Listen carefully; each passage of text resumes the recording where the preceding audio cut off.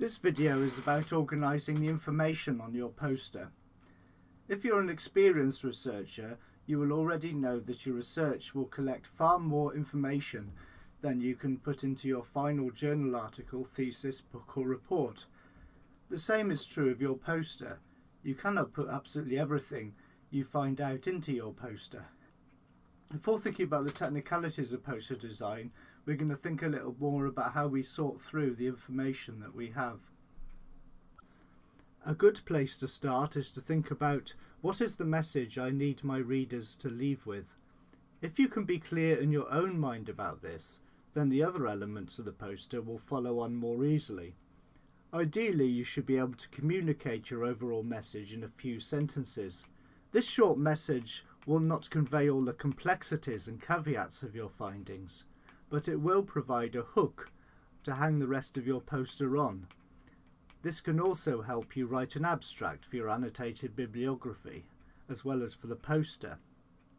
One place you might start is by stating the particular problem or concern that you wanted to address. In this example, I've written, I was concerned about lecturing to 200 students about maybe a particular subject because I wasn't sure I would know whether they understood the material about another subject or another particular concept. So I used Poll Anywhere in the lectures and found that, and there you would might summarise the sorts of things that you had found out. Now you have a clear idea about your message, you can begin to explore what needs to go in your poster. Notice at this point we're just thinking about what needs to go in and not how we're laying out the poster. So first thing is about the context of your project. You know the context of your project, but your readers, and including the assessors of course, probably will not. So a short description of the context eases the reader into your project. For example, ZZ404 Introduction to Amphibians is a compulsory Level 4 Semester 1 module for students studying BSc Biology or Zoology. The module is delivered to 250 students in weekly 1-hour lectures and is supported by weekly 2-hour lab sessions with a maximum of 30 students.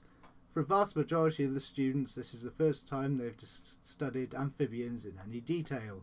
The assessment consists of, so you're providing a basic background context to your to the project that you are undertaking. So I've got an example here of the sorts of issue then that follows on from the context. So for example here I've got one, Level 4 students seem unprepared for the module on a particular subject. When I spoke to the students I found they didn't cover this subject at school anymore. This is an important issue because, therefore I needed to. Then you need to think about what your questions were or what the key ideas behind your project are. You will also need a clear description of the methods used, whether that's questionnaires, in-depth interviews or focus groups will need to be in there somewhere. Your key findings or results, these might be presented as bullet points, graphs, tables, other diagrams, quotes. Remember that you will probably not be able to display all of your data, so you'll need to be selective. For example, if you have collected data from a questionnaire, you may not be able to provide a summary of every question. Instead, you should focus on the most important findings. In fact, one hazard of a poster, if producing all the data, is the point at which readers cannot see what is important and what is not. The conclusions to your study summarise what your findings actually mean. Not only do you need to present what you found out, but you also need to make sense of it for the reader. It is not enough to state that 35% of students said, or a number of students stated they were anxious about the presentations but the intervention helped, or 80% of students used the software. We need to know why these data are meaningful. If you are using quantitative data, you may find statistically significant differences, but you need to say why these are important to your study. You cannot rely on the reader to work out why these findings are important. If you are using interviews, you may draw on recurrent themes, but again you need to demonstrate why these are important. Now you have your findings and your conclusions to interpret your findings, you need to have some thoughts about what comes next. What will you change in your practice as a result of your project?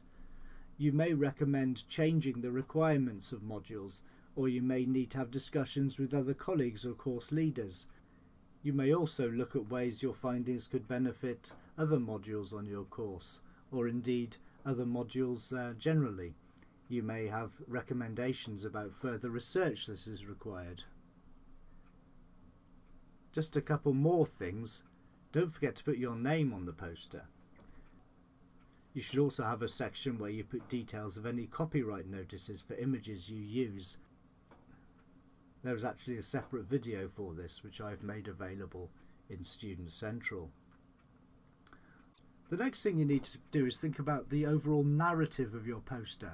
So we've just been talking about how you put your information together, but remember that your poster is communicating your project, and just like a report, book or article, it needs to be clear to the reader where to begin and where it ends.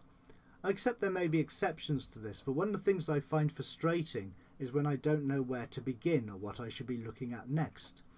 This can be like reading a story where the chapters are out of order.